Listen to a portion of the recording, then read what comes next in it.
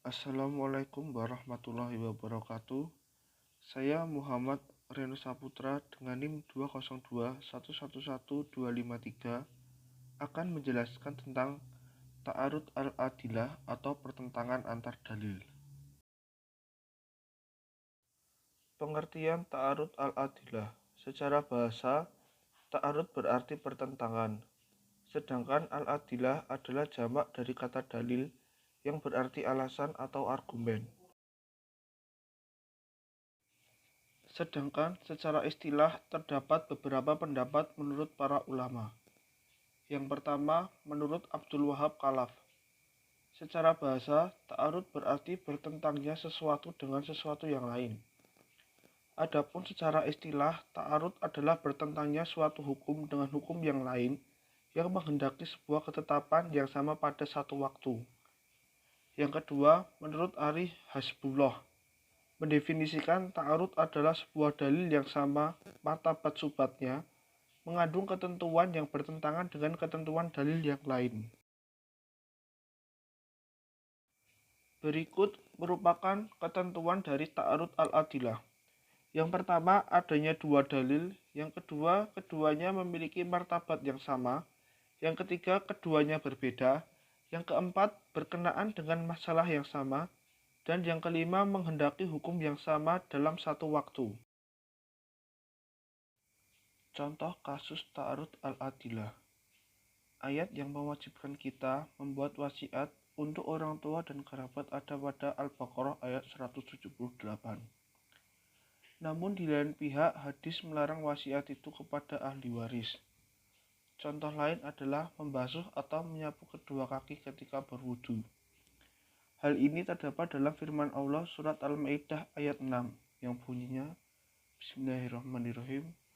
Wamsahu biru'usikum wa arjulukum ilal ka'ban. Artinya, dan sapulah kepalamu dan basuh kakimu sampai dengan kedua mata kaki.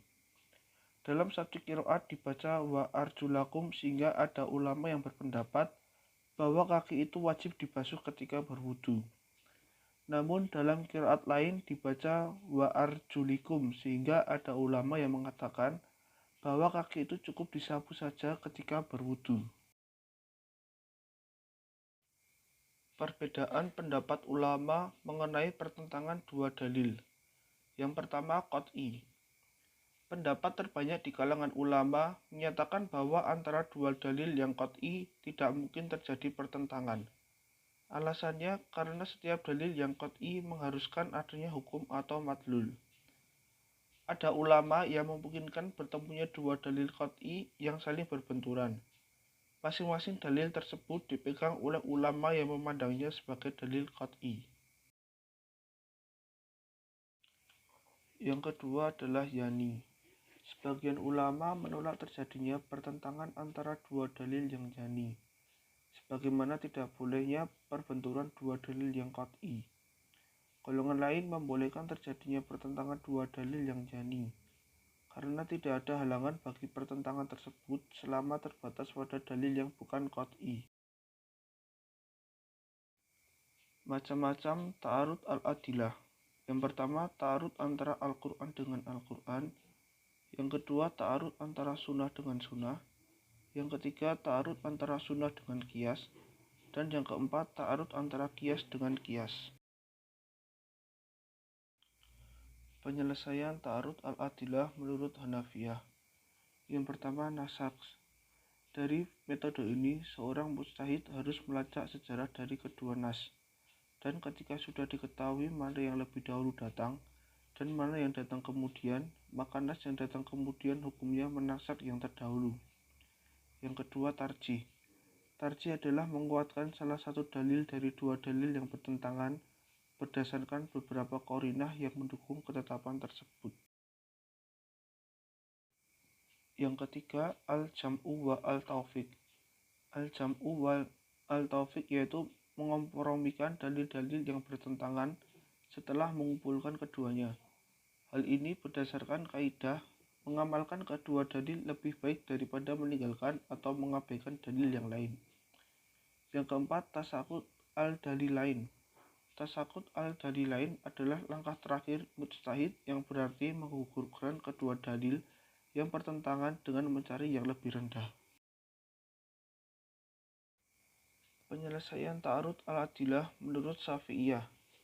Yang pertama, al-jam'u wa al-taufiq.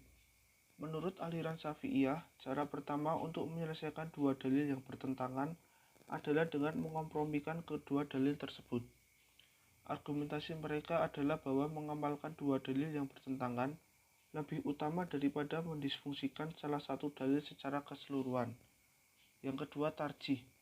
Apabila tidak bisa menggunakan metode al-jam'u wa taufiq, seorang mujtahid beranjak pada tahapan selanjutnya, yaitu tarjih, yakni menguatkan salah satu dalil. Yang ketiga adalah nasab. Ketika cara tarjih tidak dapat memberikan jawaban atas ta'arud baina al-adilah, maka melangkah pada nasab, yakni membatalkan hukum yang terkandung dalam dalil yang terdahulu dan mengamalkan hukum pada dalil yang turun kemudian. Yang keempat yaitu tasakut al-dalilain. Langkah terakhir yang ditempuh apabila seorang mujtahid merasa kesulitan menyelesaikan pertentangan antar dalil ialah tasakut al-dalilain, yakni meninggalkan dalil-dalil yang bertentangan dan beralih pada dalil yang lebih rendah derajatnya. Demikian presentasi dari saya, kurang lebihnya mohon maaf.